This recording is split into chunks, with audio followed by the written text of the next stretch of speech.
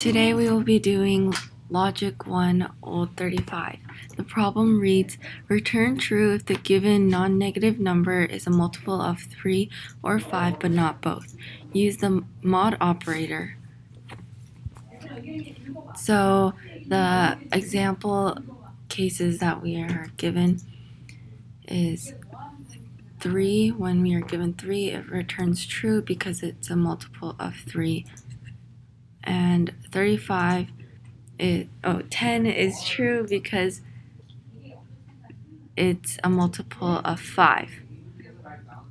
And 15 is false because it's a multiple of 3 and 5.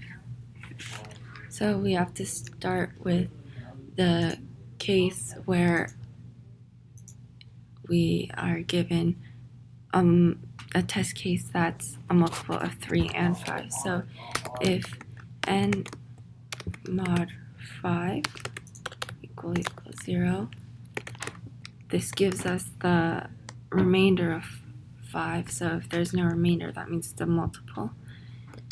And if n is a multiple of 3, then we return false because we can't have a number that's both a multiple of 3 and 5. Else, if n is a multiple of 5, then we return true.